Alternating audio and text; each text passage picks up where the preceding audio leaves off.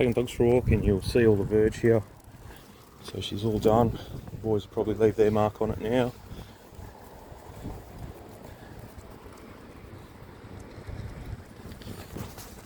So you can see the sprinklers there, nothing special. They were quite expensive though. I was a bit shocked. I haven't done Retic for a while, and everything's definitely gone up in price. The only reason I got sprinkled these ones were because they were the only ones that were a 3 metre spread, 1.5 metre radius from the sprinkler. But I am down on pressure, so we'll talk about that more in the backyard.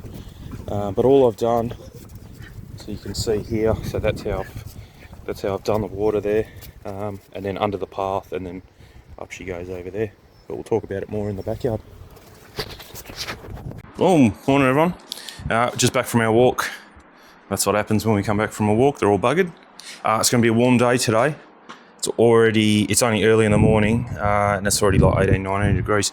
I think it's cracking 30, and if it does crack 30, that's going to be the first day for the summer, or for this in a long time that we've hit 30. So I'm going to try and do everything early in the morning, and then stay inside for the rest of the day. I've already closed the house up, so we leave it open all night when we know it's going to be a hot day.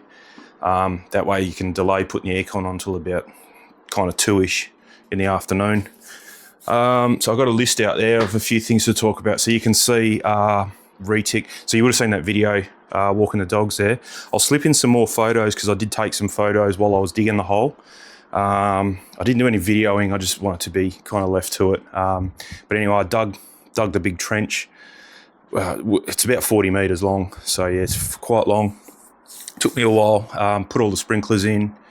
I dummy connected it before my dad came. So my dad came in the afternoon. They actually stayed for dinner, and he helped me do the little bit that goes under the path, because we had to use the hose and kind of dig through under the path with the hose, and then leave the conduit in there, disconnect the hose, and then run the 12. So what I've done is put 13mm poly pipe out on the verge. I'm thinking it's all running off this one tap too. So there's a bit of backstory to this. So you can see there I've got the Retic on the top of the fence just here.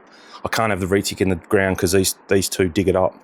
I've come home. I've done it twice, and I've come home, and the Retic's been on the grass. He's dug it up. The little one hasn't. We haven't had him since we've had Retic in the ground, but the older one dug it up twice before we got the younger one. So there's no chance of Retic going in the ground. I know it looks ugly. You can see now that the sun is starting to hit it, and it's starting to get all wavy.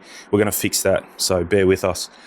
So yeah, that's 19mm, and you can see here it goes all under, connects to this one, goes and yeah, goes down there. Anyway, all good. We got enough pressure. No, we don't have enough pressure. So that's one of the issues. I can supply the pressure, but anyway, I'll explain it as we go. So you can see there in the corner, there is the 19mm along the top. Then I've got a reducing T that goes to 13mm there. Then it goes, you would have seen the video anyway, but that's the inside of the fence. So there's an elbow there, an elbow on the outside, another one to go down, and then it goes in the ground, another elbow down, and then another elbow to shoot it under. It goes under the path halfway to the verge, and there's another elbow, and then it goes 40 metres down. And so there's too many elbows. So the problem is the amount of elbows I have to make it look nice, but you're reducing the pressure every time you put an elbow in. So what we're going to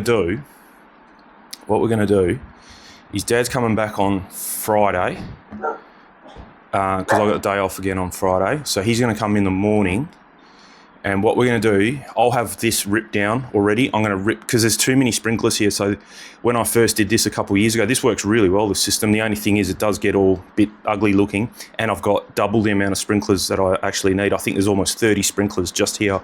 I don't need that many. The only reason I got that many is because when I first put them in, I kind of put them on the top of the pipe, and they were shooting like on an angle that way and missing the garden. So Yeah, I just didn't realise the angle. When you look at the sprinkler, it looks like it comes down, but it doesn't. It actually goes straight. But anyway, so then I bought some more sprinklers, and they were only 90-degree sprinklers. I went and bought some 180-degree sprinklers, and I put more sprinklers in facing pretty much straight down the fence, and now that gets water. So I've got way too many sprinklers. So what we're going to do, I've got some pipe here. We just went to Bunnings. If I can turn my camera. So we've got 50 metres. So this is 25 metres right here in the backyard of 19 mil. So I've got 50 metres. So what we're going to do is redo all this one. Put less sprinklers in. Do it nicer as well. So I've got a heap more saddle clamps, because that's why this is all wavy, because I ran out of saddle clamps. So I've got another whole box of saddle clamps here ready to go. So instead of just putting one on every main fence panel, we're going to put one in the middle as well, because you can see over there where I've put one in the middle, it's actually quite good. So yeah, we're just going to redo it nice. I did this on my own. It's a much easier job to do with two people. So yeah, with Dad here, it's going to be a lot better. I've got some new 180-degree sprinklers. There's 20, I think, there, or 20. Yeah, I think there's only 20, so that's perfect. That's all I want to use is 20, but I do have some kind of already in use here that if I need extra, we got them. Heap of clips. This is all 19 mil. More elbows, a T, and we still have to get the 19 to 13 reducer. So what we're going to do is change all this, still keep it 19 mil. And then, so the drama is now is I have to have so much pressure on the hose to actually get any water to the verge. And even then, those sprinklers were meant to shoot a 1.5 metre radius, 3 metre diameter. They're only shooting about a 1.5 metre diameter. They're like half the amount of pressure getting to them. And that's because of all the elbow restrictions and all that kind of stuff. So I can boost the pressure here, but it really doesn't make a lot of difference on the verge because of the backlog kind of bottleneck that I have here with all those elbows. So the only thing that increases is you just waste more water in the backyard. And it turns into a rainforest. It's watering halfway down the grass, and it's just way too much water, and it doesn't really affect the pressure on the verge. So yeah, so what we're going to do is replace all this 19 mil. Then we're going to put, instead of that 19, 19, 13 reducer, we're going to put a 19, 19, 19 T there, run 19 down and supply the verge with 19 mil and use 19 mil elbows instead of 13 mil elbows everywhere. And possibly reduce the amount of elbows as well. So not only go up a size, but hopefully go from 5 to 2 if I'm trying to do it in 2 elbows, if we can do it. So we'll see if that works. And then that is going to give more pressure to the verge then. So that'll work quite well. Because when I did... So yeah, I did tell Dad this, and this is why he came up with this kind of... He was talking about putting valves and stuff, but I don't want to put any taps or valves that requires me to come out here. That's the whole point of buying that fancy controller, and I want it all hooked up at once, so that way if I'm at work, I can turn the Retic on, or it comes on automatically, and everything gets watered. I don't have to go, I'm at work and I forgot to turn that on, so now only this is going to get watered. So that was an option. But I don't want to take that road because it would require me thinking the night before to come and turn certain valves on, and then one day I'd have to water the verge and then turn that off, and then the next day set up a timer and it'll water the backyard. I don't want to go down that road. I've got enough pressure to do it. It just needs to be done properly. And before he came, just to check, I like running water through the system and putting sprinklers in as I go, so that I can kind of see where the limits of the sprinklers are, and then put the next one just to overlap a bit and then keep going. Alfie, stop licking.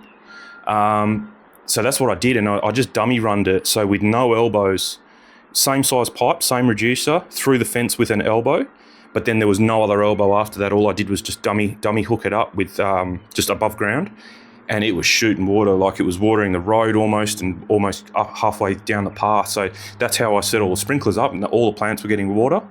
And then all of a sudden, we've put all these elbows in. That's the only thing we've changed. And now it's like half the amount of pressure getting to it. So they do make a big difference. The less elbows you can use, the better. You're better off putting big radius turns, using more pipe and going less elbow. So that's what we're going to do. So yeah, should work out. So, but I've got everything here. So I'm pretty sure we're all good there. So that's just an update on on the Verge battle. Cost-wise, if you're interested, it's not expensive, but it is more expensive than the last time. I'm pretty sure last time I did this was around $50. And now to pretty much redo this, but I did buy a few extra things, it was about $80, and then the Verge was about $100 all up with all that, because that was 50 meters of 13 mil. So that's the majority of your cost is the pipe, and then sprinklers have gone up a lot too. So yeah, that's not a good thing either. But hoping now that this is the second time we've done this, this should stay now. And we don't have to change anything. It's going to be less sprinklers here, so it'll give more pressure to the Verge as well. So that's the theory of, that's why I want to change all this and put way less sprinklers. Yeah, I did have a count yesterday. It was near on 30 sprinklers. It's just way too many. It's more than a sprinkler a meter, and you shouldn't need that many. There's way too much overlap. But yeah, anyway. So then the last of my, so what I'm going to do, actually, this video is going to be a bit different. So I'm going to slip it in to, I'm going to upload this video like today or tomorrow, depends when I edit it. So what you're going to see now is not what you're up to date with the video releases. I've scheduled them. I've already uploaded them all to YouTube and scheduled them. The last video is, I think, on the 12th of December, and it's only actually, it's my mum's birthday today, 28th of October. Yep, so I've got to give her a bell too a bit later on. So yeah, so it's only 28th of October today. So yeah, I want to slip this video in. You'll get a sneak peek of all the videos coming up for the next month and a half, pretty much, of all the things that all my toys that I've got. So the last video you watched was me putting these hex lights up. They're really good. I didn't like them at first. I think just because they're everywhere, like you see them all over the joint. But they are. I understand why people like them. They are good. They do give off a very good light. And yeah, so you can see there a couple of the hints. Cessna, glider, RC remote.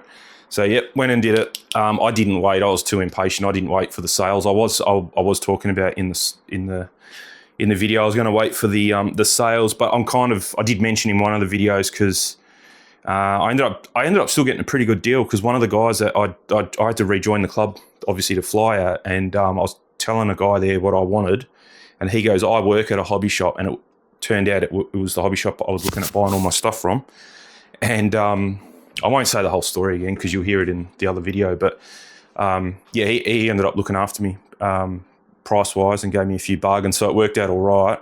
And then I did tell him I was going to wait for the sales, and he said that the ones that, like, there was only like one left of the glider, and there was two Cessnas left, but one was red. I didn't want the red one, I wanted the blue one. So if you go on their website right now, the sales hasn't even started, and they're out of stock on the Cessna and out of stock on the glider. So that's worked out well in the end.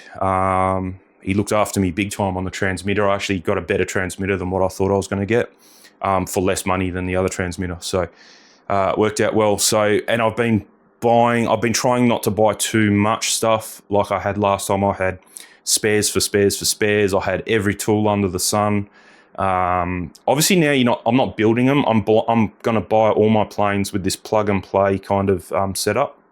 So there's no building. You don't need special tools. You don't need, you don't need a lot of things that I needed a long time ago, because I was building them, not from scratch, but like you'd buy like a fuselage covered, the wings covered, but you had to put it all together. You had to put all the servos in.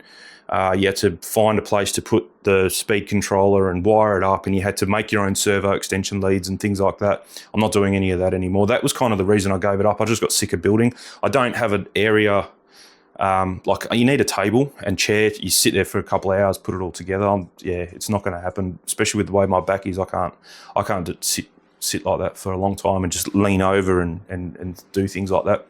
So these are way more convenient now, and they are pretty good. The quality of them, I'm pretty impressed. I wasn't a fan of foam. I prefer balsa, but the foam ones seem to be holding up pretty well. They've really upped the game on their foam and things like that. So yeah, some of the stuff I got. So I've made a. You'll see it all in the upcoming videos. This is pretty much me done. The only thing I'm waiting for is a screen protector now. So all I ordered was a a screen protector for this thing. So that's the transmitter I ended up with. I was going to get the NX7E Plus, I think it's called. Looks a little bit futuristic. Looks like a something from an alien spacecraft. The only reason I didn't get it, it was $100 cheaper than this one. The only reason I didn't get it was this one does voice call-outs. So when you turn it on, there's a voice to tell you what you're doing. So if I turn the... Volume 95. So if you flick the flap switch... Take off flaps. Take off flaps. Landing flaps. Landing flaps. Flaps up. Flaps up. Motor on. Motor off. Motor off. So that's the only reason I got it, is because it has voice alerts, and it has a lot of voice alerts. And I figured out that you can actually not put your own voice on, but there is a program where you can type something and it'll do it in the Microsoft women's or men's voice, and then you can upload it to this. So you can make it say pretty much whatever you want. The next one up is a 10, which is very similar to this. Has a bigger screen, I think. I can't remember. Then after that is the IX, I think, is the series. So they do a DX, NX, and an IX. The IX series is like thousands of dollars, $1,500 for the 14 and $2,000 for the 20, I think it is. That actually has a microphone built in, so you can just, I need something to say something really obscure that's not in the list, and you can just hit microphone. It'll record your voice, and then now you can attach that file, that sound file, without using a computer to a switch or flap or whatever. I don't need that level. Not necessary. That they run Android. The IX series runs Android with a big touchscreen. These run Spectrum gear. So yeah, no, I don't have any need for that. So all I've gotten. So I've got some Velcro straps for batteries. I've kept it ultra simple. This is the Velcro that kind of, you don't need a hook and a loop. It's all the same. So you can just cut a bit off that, and then that will lock into that, if that makes sense. It's not like this stuff that you need you got an A and a B. You got the soft side and the hard side. It's not like that. I got that for free with some other stuff. There's some more stuff for batteries. They're just from Bunnings. This I kind of didn't need, but it's handy to have. So you connect that. You put your battery on one side and your airplane on the other, and you give it full beans, and it'll tell you how many amps and watts and everything that everything is doing. Handy if you're not scratch building a plane, but you're making the decision of what motor and battery you're going to use, and propeller as well. Because putting a different propeller means you draw more or less amps. So you have to make sure that you're in the limit of all the parameters of the three things that matter, which is your battery, your speed controller, and your motor. And changing your prop changes that, and changing how many voltage your battery is changes that. So yeah, you got to be careful. But these planes, because they come with everything pre-done for you, it's as long as you don't change the propeller, nothing else is going to change. You don't really need that, because they're not going to give you a plane that on stock form overheats and blows something up. So yeah, not necessary, but handy to have. So and some wheels. I bought some wheels for the Cessna because they said they come with some plastic wheels, but that must be like a newer version, and they fixed it. It's got better wheels on it now, so really good. And that is it. I bought some glue. They reckon this is really good glue for foam. So yeah, I haven't used it yet, as you can see. So haven't had a need to. Well, I kind of did have a need to. I'll tell you about that later. And there's a whole video about that, about putting the Cessna together and the disaster that happened. It's a bit cursed, that Cessna, but anyway, we're getting there with it. So this is another thing that I got. So the battery that comes with this stock is only one battery, 3.7 volt.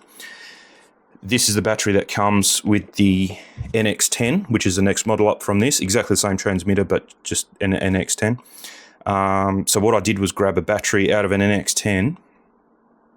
I got it from AliExpress, and I'm going to put it in here, and that way you get 3 times the capacity. There's 3 batteries here. The voltage doesn't change, it's just the capacity. But I do want to check, because it is from AliExpress, so I don't want to go just willy-nilly connecting. So if you can see the voltage there, so we'll disconnect this one, and then probe. I don't know if you can see what I'm doing, but I'm just probing here, and we got 3.9 volts. So that's not fully charged, but it's getting there. And then we'll do the same to this one. Just want to make sure they've hooked it up because I don't want to go blowing a expensive transmitter up. And then zero warranty, I suppose. And we've got, there we go, almost exactly the same. Cool. So let's connect it. We're safe to connect. It goes this way. I just hope there's enough room, because it looks like it takes up this whole bay.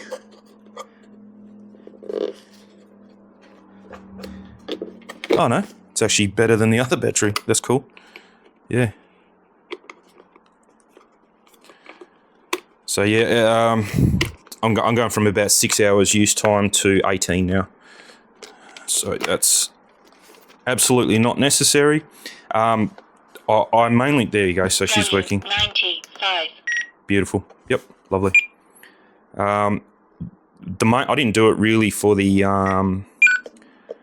well, it's nice to have extra battery time, but the weight is a lot better. This doesn't weigh much at all. And if this feels empty, feels like a toy, this actually feels a lot better now. So all good. But saying that, in she goes into the case. Into the case there. I'll probably put it upside down so it protects the wires and the connector. And there we go. So if this, for whatever reason, goes flat, I forget to charge it and get there and it's not charged, I've got a spare backup. So that works out quite well. And then, so we'll talk about the charger now. A little bit disappointing on the charger, but I'm not going to send it back for repairs. It's not really that important and you don't notice it really. So it's all good. So yeah, fold that down. That fits a lot better. And boom. You'll see the video of me cutting this up, this foam insert in here. We'll keep that just in case I go back to one battery. You kind of need that. That was just a foam thing to make the battery not flop around in there. So this thing you can, this is why I got it. So you can connect it to power, like that, and up she comes. You can see there it's got a dead line of pixels. I don't know if you can just see it, just here, not in the middle. That middle, that's a divider. It's just there. You can see it. Yeah, whatever. It didn't have it when I first got it, and then after like 2 days, it developed it. But anyway, not too worried about it. Everything still works fine. So yeah, otherwise, if you're at the field, you can connect it to your car. So you don't need to run it. So while I'm in the shed, I'd be running it off that. That would make more sense. Otherwise, you can. I've made up an adapter in my car so that I have the opposite end cigarette lighter. So that's permanently connected to my battery. It's actually there to use my fridge, my esky, but it's there all the time. It's permanently connected to the battery. So yeah, when I want to, I can just plug that to that, and then this is the same connector as your aeroplane, and it's also the same as your battery. So I can actually connect the battery, and up she comes. Obviously, if you connect that size battery, you're not going to be able to charge that size. It doesn't compute. So what you can do is you may have like an old 6S battery that's 5,000 milliamps or something like that out of a helicopter. You can use that here. You know, obviously not good enough to run a helicopter. It doesn't supply enough power anymore, but it's totally good for this. And then you can charge, little batteries like this. You'd be able to charge 4 of them, kind of thing, or probably 5 of them because you never run them flat. So yeah, not a problem. Or what we can do is connect that there. I also have my King's 15 amp hour battery that runs my fridge and esky and all that stuff. Connect that. And now I've got a setup that I don't have to be connected to the car. That was my main issue. The car, from where I fly and sit, is about 20 metres away from me. So you can't really keep an eye on it if something happens here and fire starts going on with the battery. So I really don't want that in the boot of the car above the fuel tank. It's probably not the best thing for it. So I'll just use this. This is plenty enough power for me. And then you'll see here, you just connect there, and it's a little bit awkward, 2 wires not quite long enough. So what I've done there to fix that problem, I've gone a bit stupid making wires. I've made a 3S, you see there, 3S lead which is this is the balance lead here, but this is a 4S battery. So I've made two 4S and two 3S. So we got the 4S version now, and we put that in there like that. And then this goes to the battery like that. And then we grab one of these XT60 connectors, boom, and boom. And that way now you got about 400 mil of play to charge your battery up.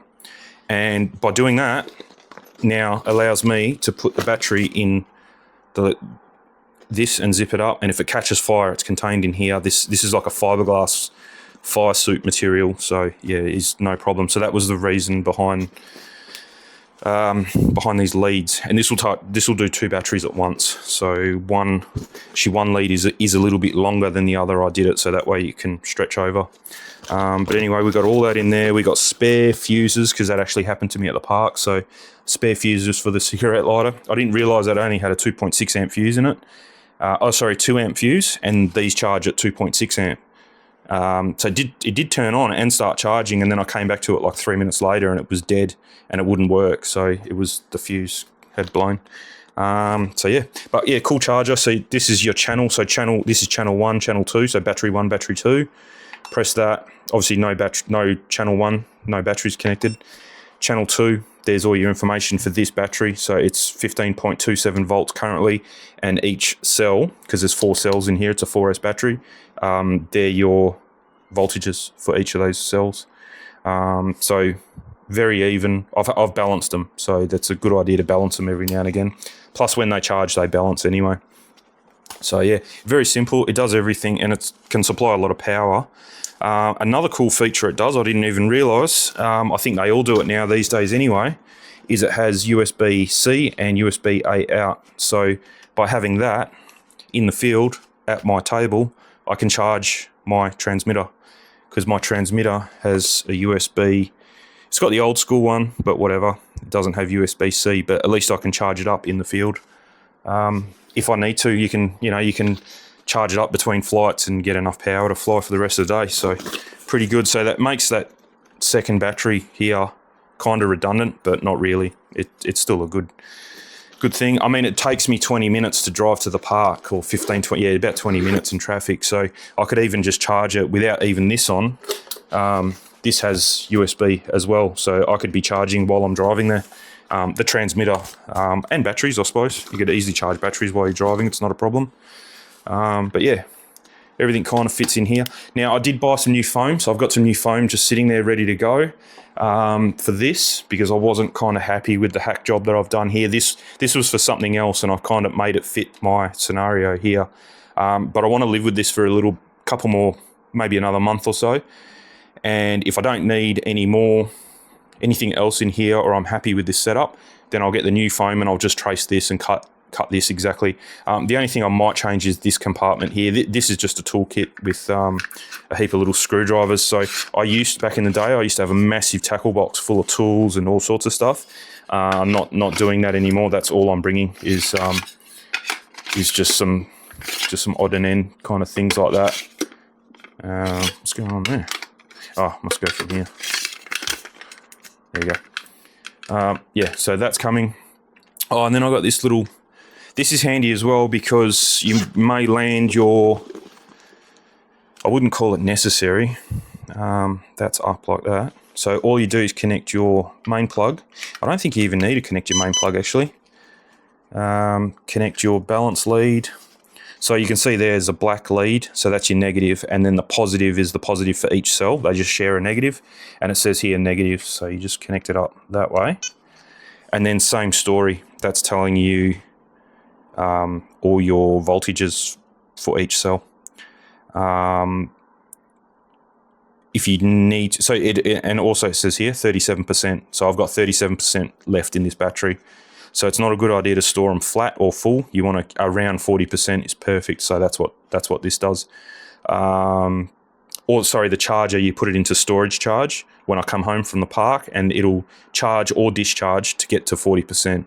and then it'll beep and say, yep, you're at storage voltage. Now they can sit there for a couple of weeks. I don't think I'm flying this week. I'll put the screenshot up, but the wind is out of control. So, yeah, it's not going to happen. You can see there cell 2 is 3.822 volts, a bit higher than everything else. It's not an issue, but if you wanted to fix that, you just go cells balance and start, and then there she goes. So it'll use the power from that one to charge one of the lower ones up and just even it all out. Might take half hour, 40 minutes, but it'll eventually all come out pretty close. But yeah, that's not even, I think that's the spread, 9 millivolts. So that's the spread between the lowest and the highest. There you go, 8 millivolts. Yeah, I think that's what it is. Not even worth worrying about. So yeah, we'll cut that. But yeah, that's handy because you might fly for 14 minutes, or sorry, not 14, but you might fly for 7 minutes, land, and then go, oh, I wonder how much power I used, not sure. So you can connect it to this and go, oh, 60%. So you go, oh, no, well, I could fly for 10 minutes, safely. So yeah, that's a handy tool, that one.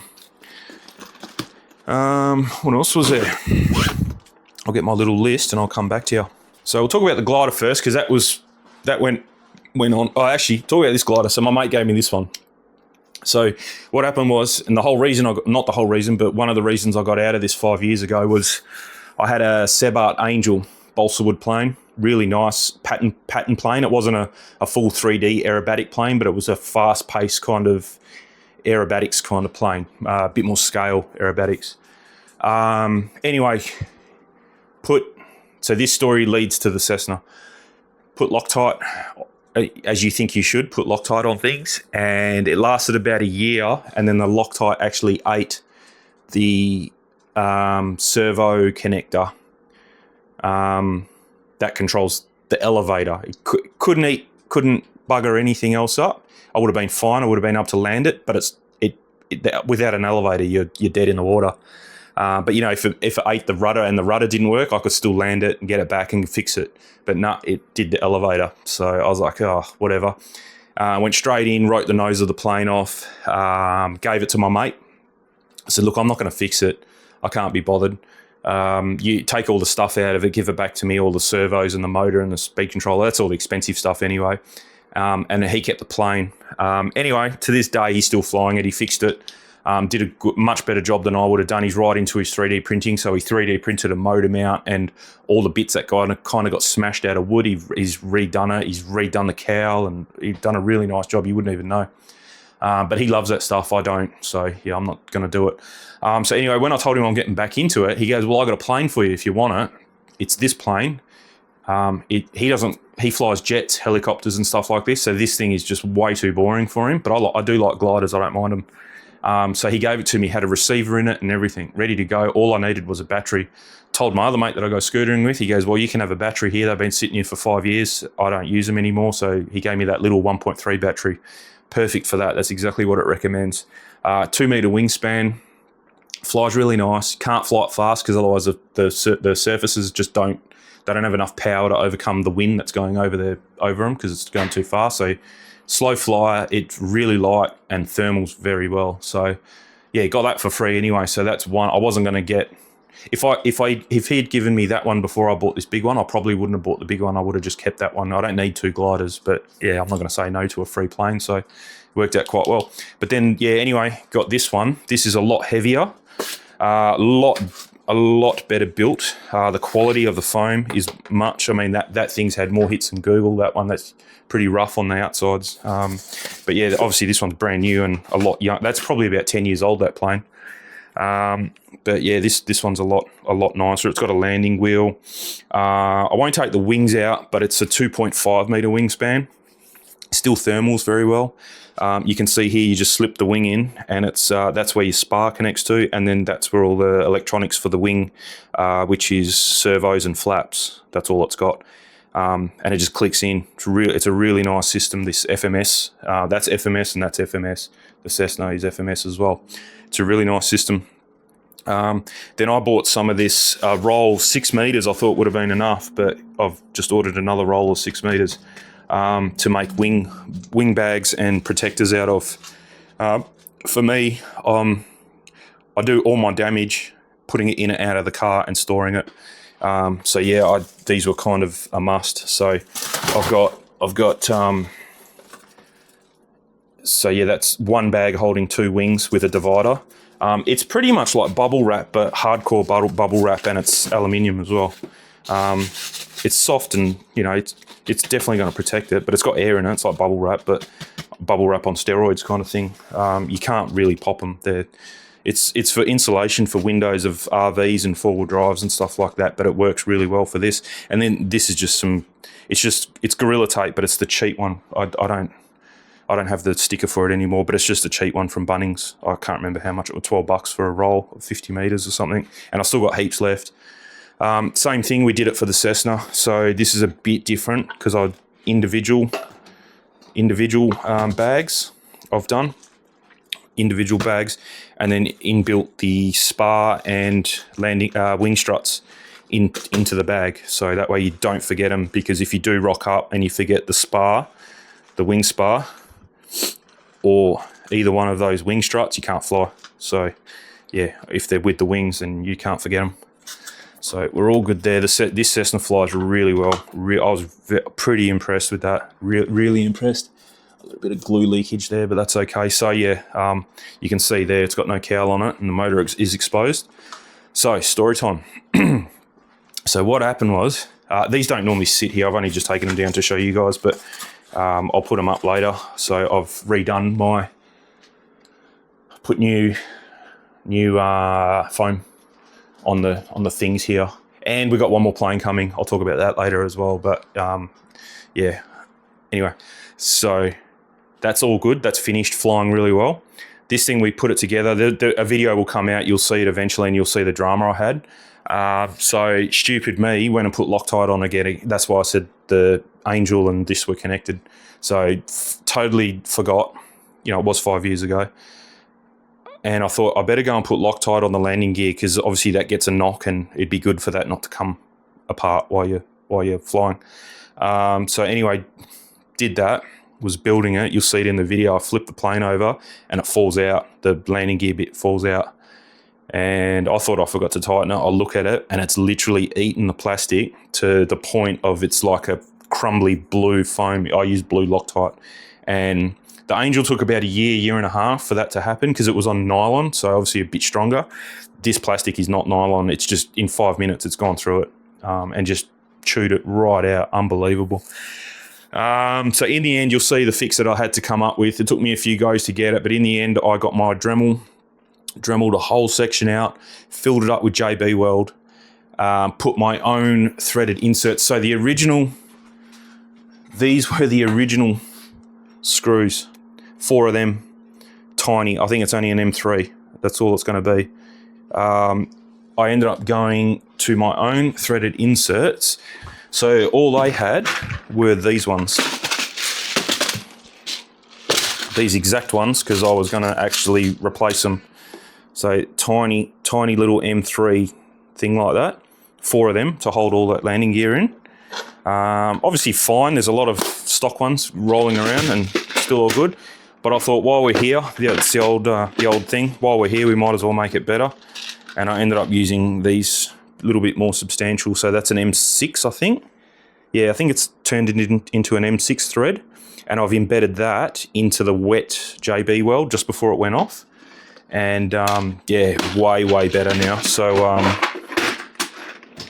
yeah, tight as. And the JB Weld didn't eat the foam. So I'm pretty sure this foam, this EPP, you can even use super glue on it. Some foam, you can't. It'll eat straight through it. Whereas the JB Weld didn't even get hot. Actually, I was monitoring the temperature, so I was getting ready to pull it out if it was getting too hot. I did half because it was quite thick. It was probably about just over a centimetre thick. So I poured half of it, let it dry, and then poured the other half and put the inserts in, lined them up, and she's beautiful now. You can kind of see it, I think, underneath it. Not really. It's actually fixed it pretty well. No, you can't see any black at all. If I take that off, you will. But nah, she's come up pretty good. And then to get access to everything is just push this down. We're still not finished with the disaster story of this plane though. And now this won't go. Hang on a sec. I think you need 2 hands for it. Yeah, there we go. So then I did some nice I used my photo printer and found a photo of a real 182 dash. Snipped the steering wheel off, put the photo in, put the steering wheels back, put a little iPad in the corner there, and then we got some flight charts resting up on the dash. So the colourful one is the flight chart for Perth, and the black and white one underneath it is the airport plan for Jandakot Airport, where these planes would typically fly from. They wouldn't normally fly from our main Perth airport. That's more for jumbos and stuff like that. Jandakot is where stuff like this would come out of. But yeah, all good. So anyway, fixed the landing gear. That was a Thursday night as well, and I wanted to go Friday morning. The wind was going to be really good, and Friday is the day that you go to fly at the park. That's a club day. So I was all keen. I was like, no, I got to fix it tonight. Got the JB World on there, no dramas. Looked good in the morning. I got up a bit earlier in the morning to make sure it was all still lining up and nice and strong, and the glue had gone off rock hard, really good. Anyway, got to the I tested everything as well the night before. Everything was working, motor work, servos, everything's going the right way. Done all my checks on it. This thing's got lights on it as well, works really well. Except for one light doesn't work, but anyway, it doesn't matter. You can't see it. Can't see it while you're flying anyway. Took it to the park, connected the battery, put it all together, ready to go. Started taxiing out to where I wanted to go. And all of a sudden the motor just started making it just stopped and made the motor just making a very high-pitched squealing noise. It was only about 5 metres away, 10 metres away, so I walked over to it, still making the noise. I was going up and down on the throttle, nothing's going. I was like, oh, what's going on? Touched the motor, it was really hot, took this off and there was smoke. And I was like, oh no. So I quickly pulled the battery, make sure that it wasn't going to catch on fire. This, you could barely touch it. I think I've got a fingerprint like burnt into the side of this somewhere. I saw it the other day. There's like a fingerprint that I couldn't rub off. So that's how I burnt my fingerprints into the side of the motor. Anyway, let it cool off. You can see, actually, I didn't realise that, but see this different foam and it goes down? That's from heat. So that's from these wires getting really hot, and she's melted the foam there a little bit. And then also, I don't have a torch here, but there should be enough light in this shed. If I face it up, you'll be able to see it maybe. Which is a bit awkward to hold with one hand. If you have a look inside the motor where those orange windings are, you'll see it about 4 o'clock, it's black, and at about 10 o'clock, it's black as well. There's 2 spots there. Yeah, so about 10 and 4, you can see there, hopefully. It's probably like the worst camera in the world to kind of show you something up close with, but anyway. It's the windings are burnt out, and then on the cowl, so I managed to get the cowl off, and you can kind of see there, right up the top there, see that dirty mark there, and then down there as well, bit of a dirty mark. So that whatever the insulation is has melted, and then as the motor's spun, it's flung off the motor and gone on the cowl. So anyway, let it cool down. Flew the other plane, came back. This was stone cold. I connected everything back together, and it all worked. Motor sounded really healthy. There was no grinding noises. It was just ultra smooth. So then what I did was I taxied it for another 10 minutes like it was a remote control car. I just kept going up and down, touched the motor every now and again, never got hot again. So then I just sent it and put it up in the air, and she flew absolutely beautiful, quiet, ultra smooth. It flies like it's got a 14, it flies like it's got a, I don't know, it's like a big heavy 14 kilo model, but it's not. It's only like not even 2 kilos, I think. But it flies really, really nice. It's got no gyro, no stabilization, nothing like that in it. I'm not interested in any of that. But yeah, it flies ultra good. Anyway, then I rang the guy up. He sent me an email. I replied back to him with some photos. So the photos that you would have seen already, I would have slipped them in. They're the same photos I sent to him. And they're organising me a new motor. So I'm pretty much not going to fly that until I get the new motor now. And all it is 4 screws here to change, and then some electrical connectors there. There's 3 of them. And you just swap it over, and then I'll retire that motor. But yeah, a bit of a shame, but yeah, it worked out for the best anyway. So yeah, hopefully I'll get a new motor pretty soon and get that back in the air, and we're all good. But yeah, if not, I'm still happy to fly it on that. But if they're going to send me a new motor, he actually wanted the whole plane back, and I said I'm in Perth and I don't have the box anymore because I got it Thursday's our bin day, and I got it on that Thursday. Yeah, I think it was Thursday morning. I think I got it and threw the bin out, and the bin came and took the box for this. And then Friday was when all this happened, and he said, "I'll send it back." And I said, "Well, the bin picked the box up." And he goes, "Oh, we can just send the motor back." But then when I showed him the photos, he goes, "Oh, we don't even need the motor. We can see it's burnt out. We'll just send you a new one." So yeah, good service there. So we'll just see how long it takes. So they don't have a motor. They've got to go back to the manufacturer, send them the warranty claim details, and then hopefully, he said what they're going to do is get them to send me the motor rather than the motor go to them over East and then to me. They're just going to send it direct to me. So hopefully that works out. So see what happens there. I'll put those planes back now. I'll just cut off for a bit. I'll put them back up in their home kind of resting spots. If I was going to fly this week, I'd leave them there, but I'm not. The wind, you would have seen the thing there. The wind's out of control on Friday, so not going to happen. So 2 seconds, I'll put them back.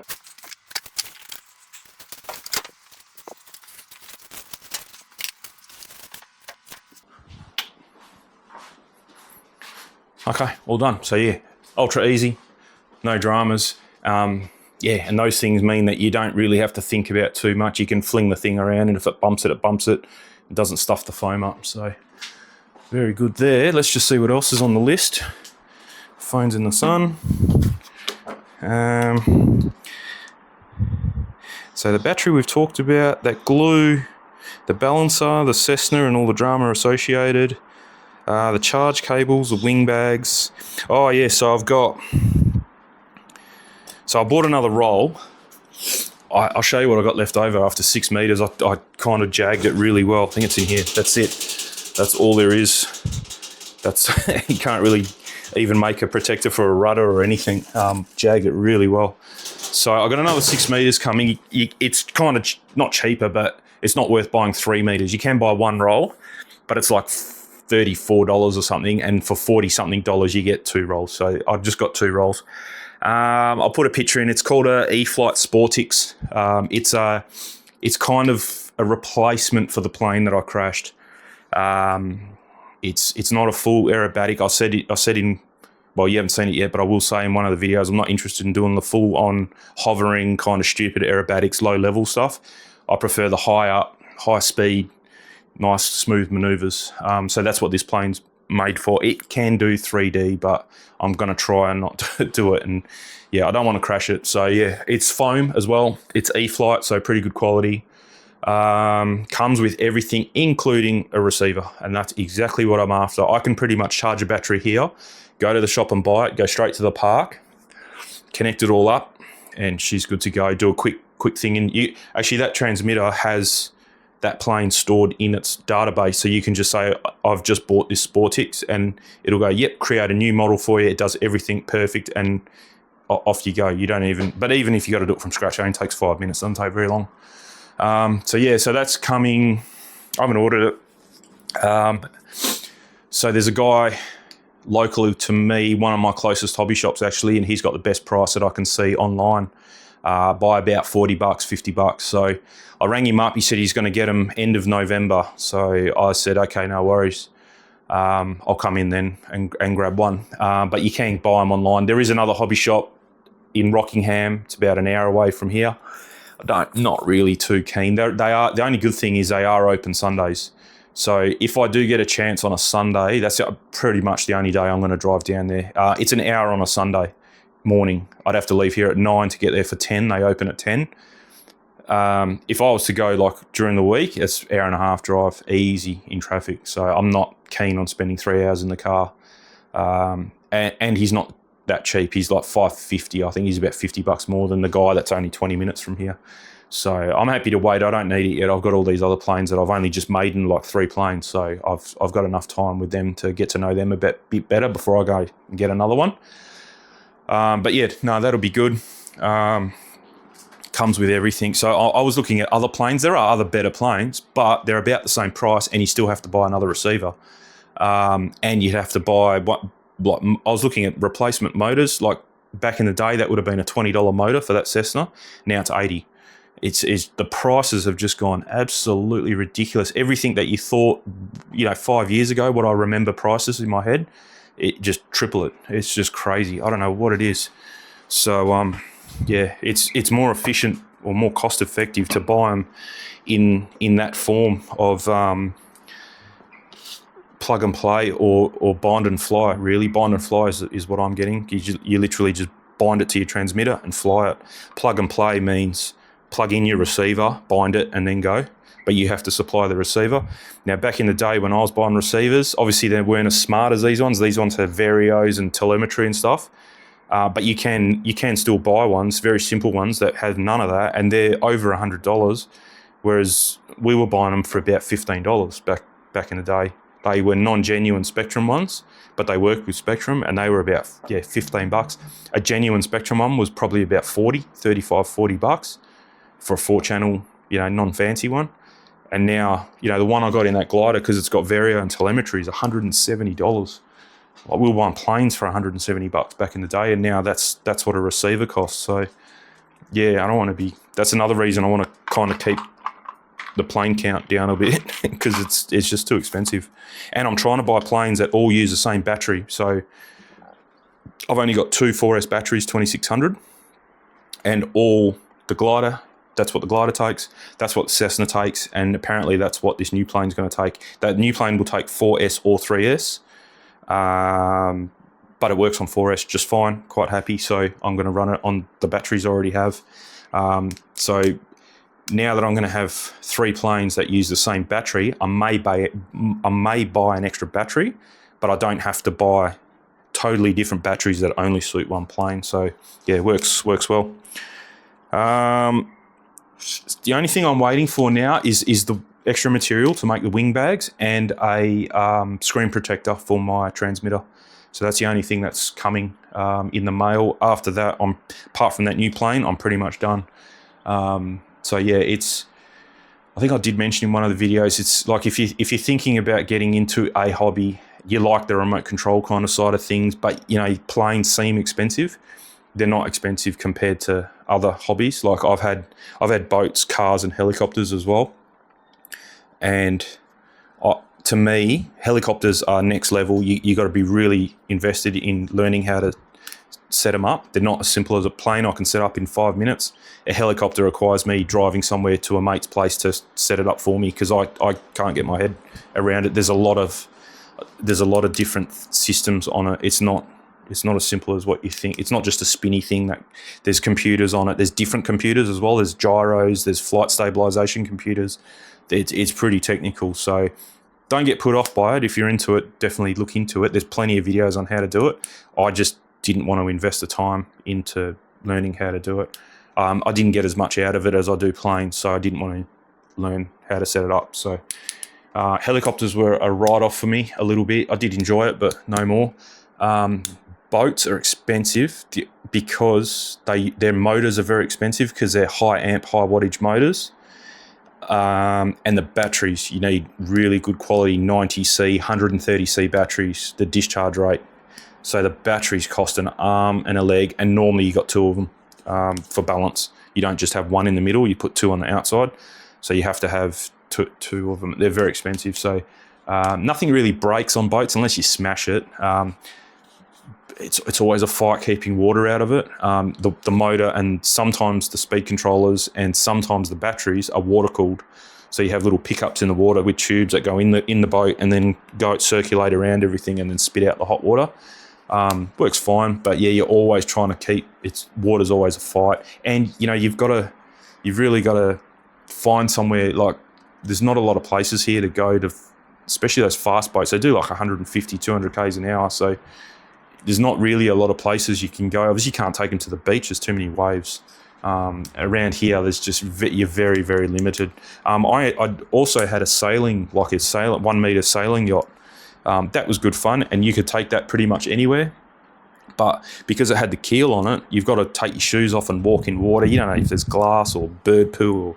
So yeah, that didn't last very long. Cars, you need a second job for.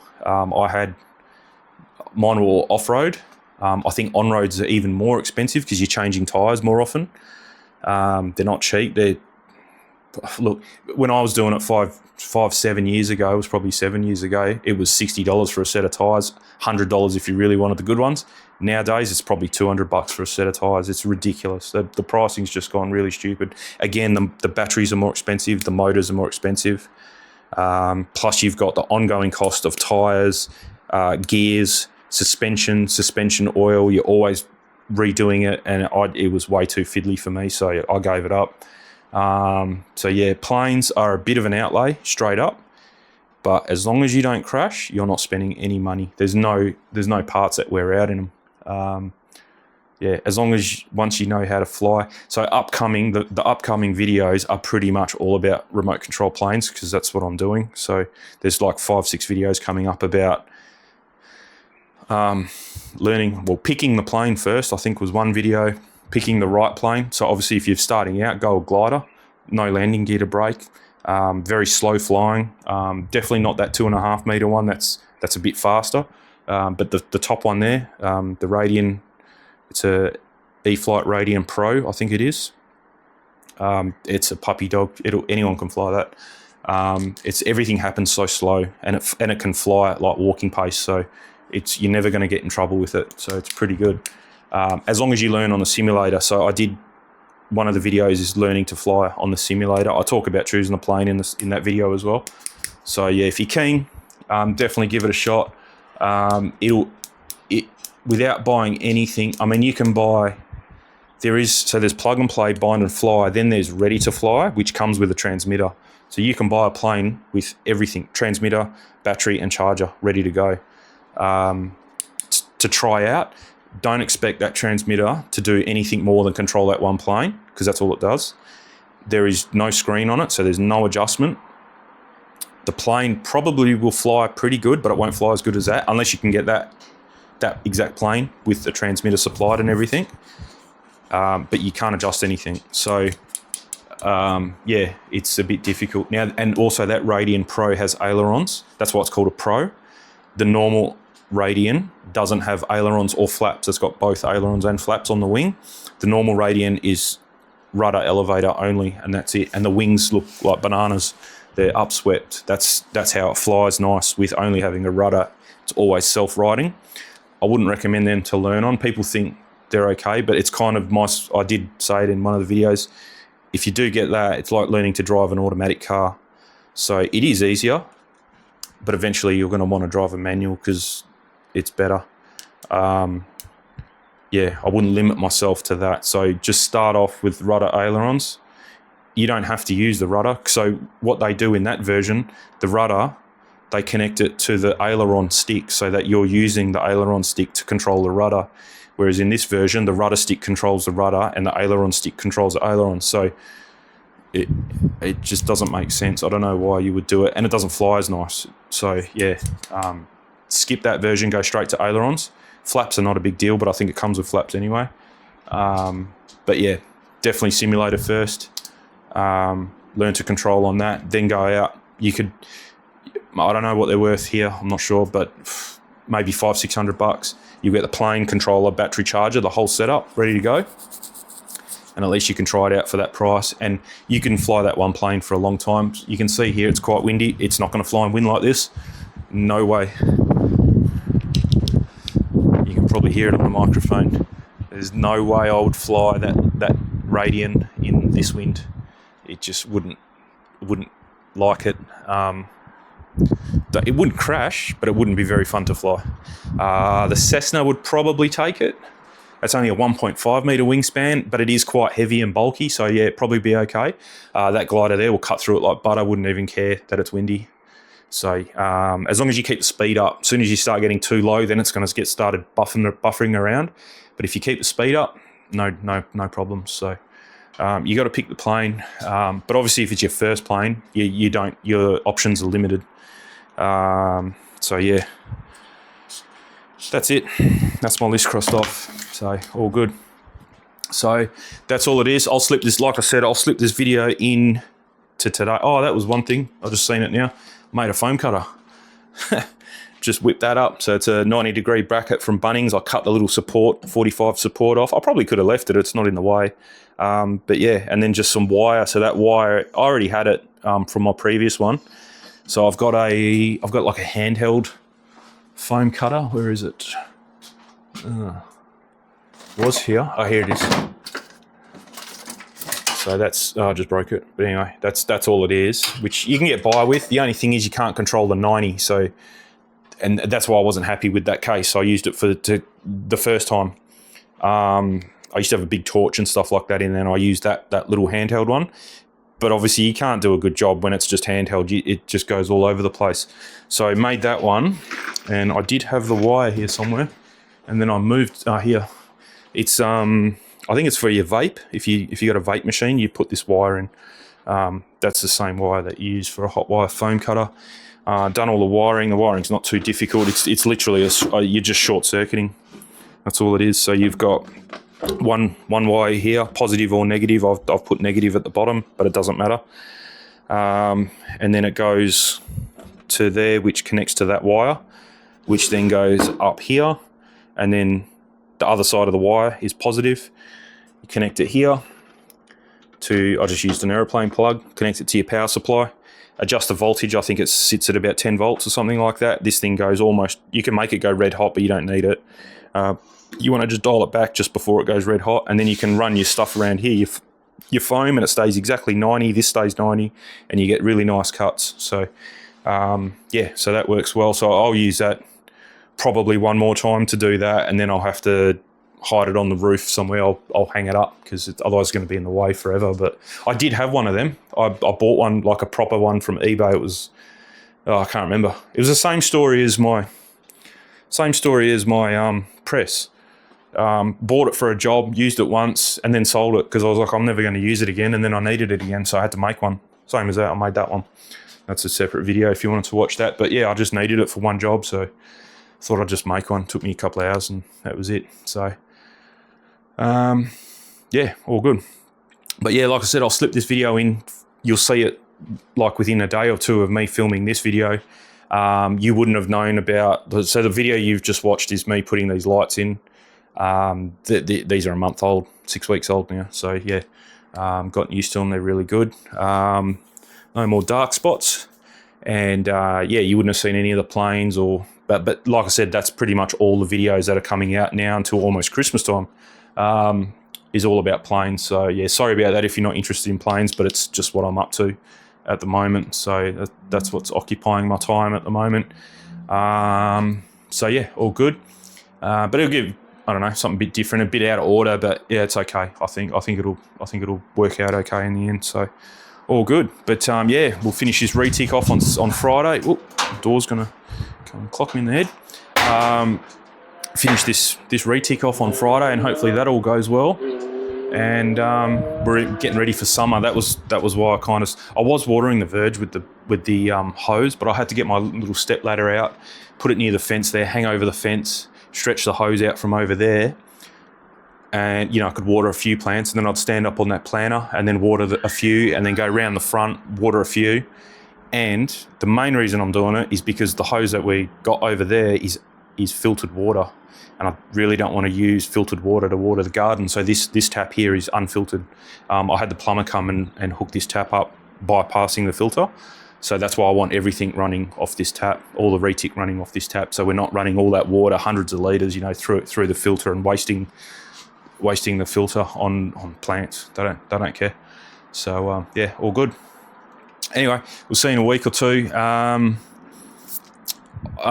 haven't filmed at the park. It's a bit difficult. I can't come up with a way of getting the camera kind of to see anything. I do have the hat cam, but it's annoying. And plus, every time I've been to the park, I've been maidening a plane. So I kind of need all my attention on that. Maybe as I get a bit more comfortable with all the planes, then I'll start doing some filming with a hat cam or something like that. I honestly don't think you're going to see much though, because it's a speck in the sky. It's not really going to see a lot. You need a better camera, and you need someone else to film it, I think, and keep it a bit more steady. than me like looking down and or looking all over the place. So yeah, I don't think it's going to be much fun down there. But maybe I'll just bring the camera and you can see like the pits that we have. It's a public park, so it's nothing special. There's nothing permanent set up there. We're not allowed to.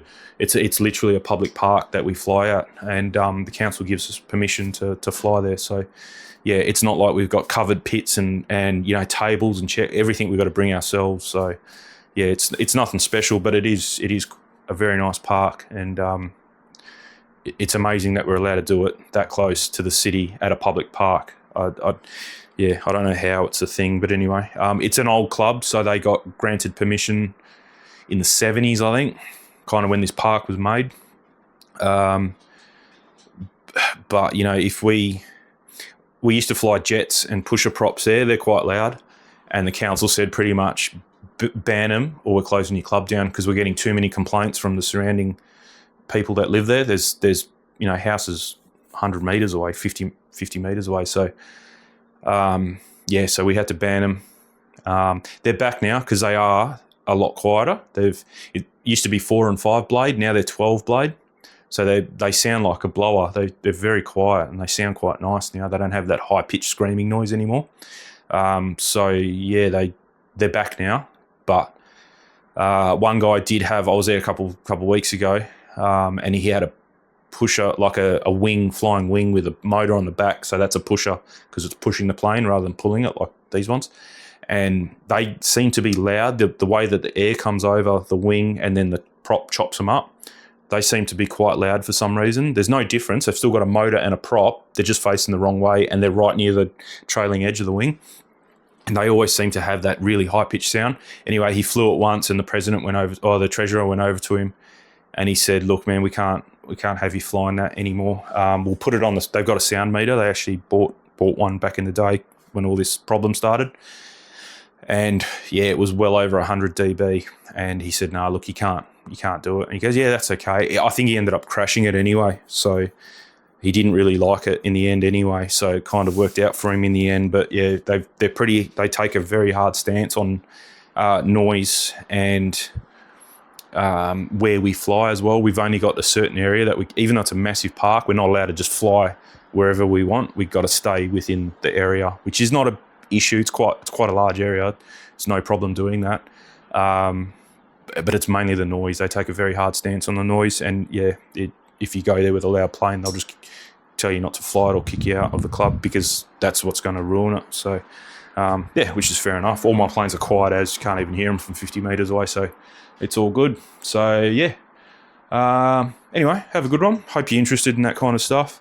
But yeah, give it a shot if you're keen on it. It's a pretty cool hobby to get into, especially when you finally get it. That's one of the best feelings is when you stop thinking about what your fingers are doing. You stop preempting things. You stop thinking about what's gonna happen, and you just do it, and you just do it without even thinking, and the plane comes back in one piece, and you just go. It's the best feeling when you get back home and the plane's not broken. But that's the way I learned was from crashing. Simulators weren't a thing 25 years ago when I learnt to fly. So they weren't a thing. So there was no way you could learn. Now you could learn on the simulator and you'd be 90% of the way there. I reckon if you got really good at the simulator and then you bought a decent plane to start with, like you didn't just go in the simulator and then go and buy a Warbird or something that's very hard to fly. You did go and buy. So if you learnt to fly gliders, then stepped your way up to jets and Warbirds on the simulator and flew hard to fly planes. Cessnas aren't hard to fly, but you master them and you master all the real hard planes. Then you go and buy a glider and start off real life with a glider, like a very easy to fly plane.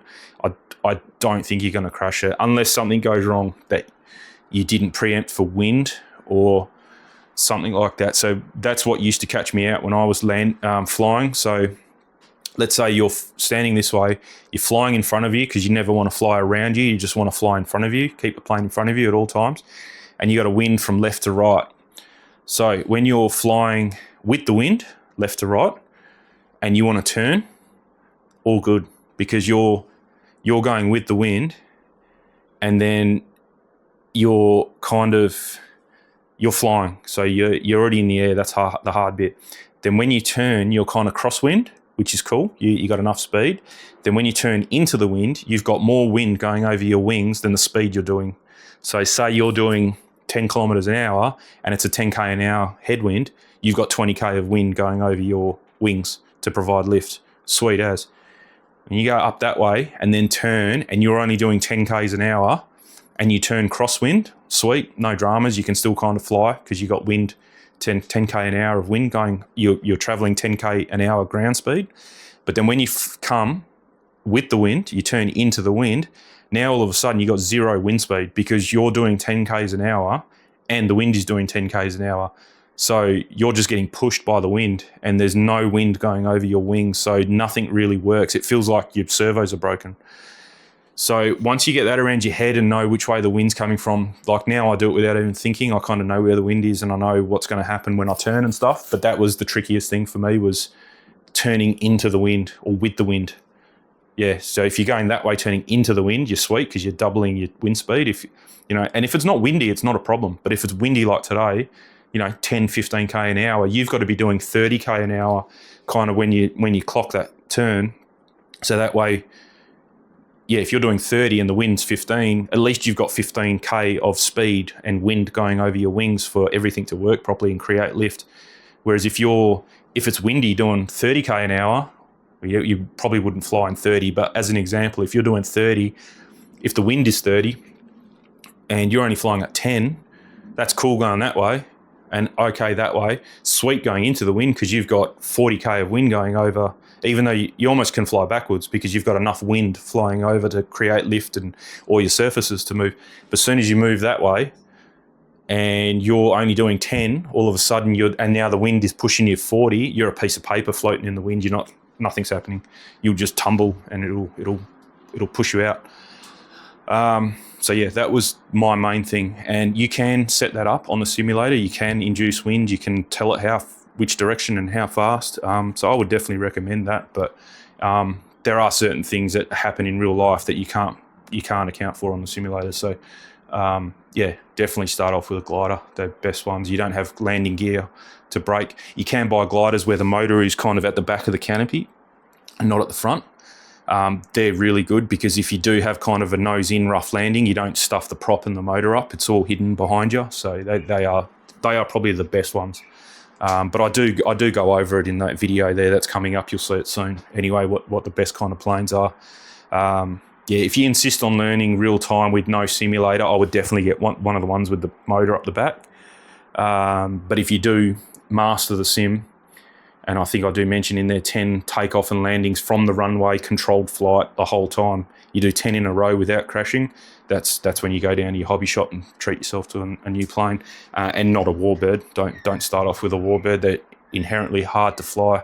I've had one and I didn't like it, and I never got another one. I'm not into warbirds at all for that reason. They're difficult to fly. I don't like them. They're under wings, so they're very unstable all the time. The Mustangs and the Spitfires have got that elliptical wing, and they're hard to fly in real life. So there's a reason why they're not around anymore. So yeah, and then they all went to jets, and I'm not interested in jets. So yeah, warbirds are kind of out for me. They're cool to watch. I appreciate them, but I wouldn't buy one. They're just hard to fly. So yeah, all good. But anyway, let's leave it there. I'm pretty sure that's going to be close to an hour, and I don't think I'll be cutting a lot out of it. So sorry about that again. But anyway, all good. I'm just looking around. There's nothing else is popping out at me. I haven't washed the car. I'm getting a bit shaky. I haven't washed the car in about 2-3 weeks. But otherwise, all that setup's going really well. Yeah, no, it's been a while. All the cars kind of stayed clean. We've had a heap of rain, so I haven't really driven them haven't driven the Z a lot. Yeah, they're just staying clean. The rain, every time you take them out, the rain seems to wash them nicely and they stay like that. So yeah, all good. Anyway, I think we'll leave it at that. Have a good one. I'm going to go make a coffee and we'll see you soon. Catch up.